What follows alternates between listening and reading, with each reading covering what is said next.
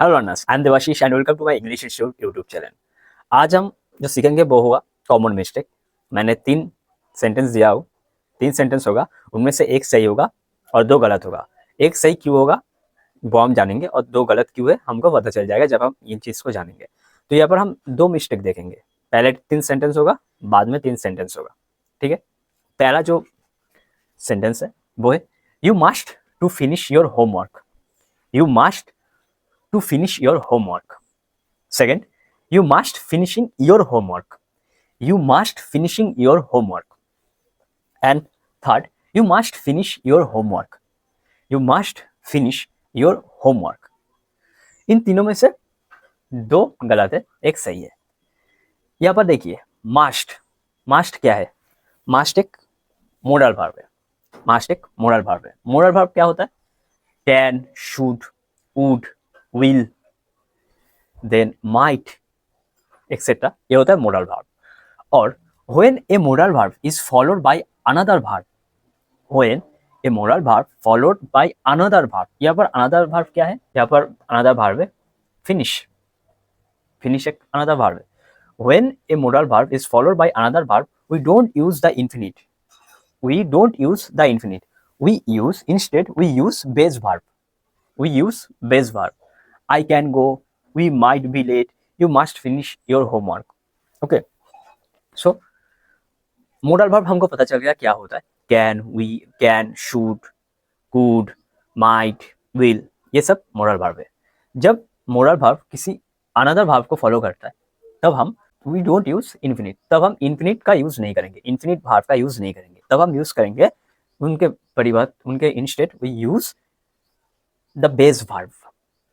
I can go, we might be late, you must finish your homework. Okay, so यहाँ पर जो correct answer है वो है You must finish your homework. You must finish your homework. हम इनके साथ ना तो ing ऐड करेंगे, फिनिश के साथ ना हम ing ऐड करेंगे, ना हम उनके पहले प्रीपोजिशन ऐड करेंगे टू, हम वो यूज नहीं करेंगे। हम यूज करेंगे you must finish your homework.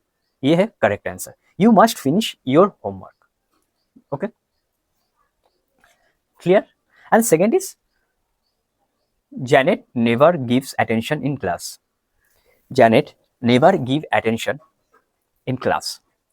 Janet never pays attention in class. Janet never pays attention in class.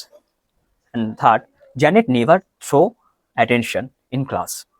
Janet never thrown attention in class. इन तीनों में से सही कौन है? देखिए, पे अटेंशन, पे अटेंशन, ये जो है Janet never pay attention is class, ये सही है, ये सही आंसर है। लेकिन क्यों है?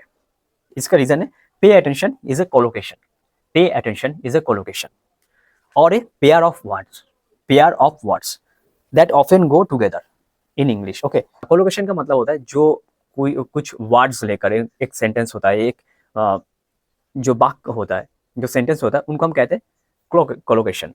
Pay attention is a collocation and और a pair of words that often go together, ये दो एक साथ जाता है। तो इन इंग्लिश में ये एक साथ जाता है। तो and when someone is listening to closely another person, when someone is listening to closely to another person, we say they are paying attention. मतलब क्लास में क्या हो रहा है, क्लास में टीचर हमको सिखा रहा है कुछ और हम अपने पूरे ध्यान उनमें है, उन चीज में है, तो क्या पे अटेंशन।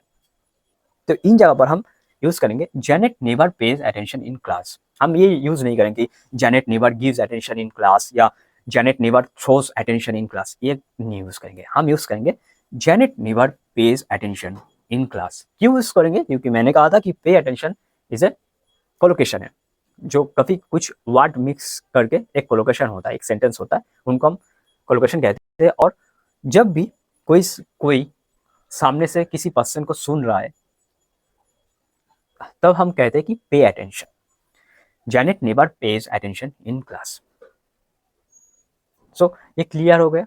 ये था 2 मिस्टेक, पे अटेंशन रिलेटेड और एक है मोडल वर्ब रिलेटेड।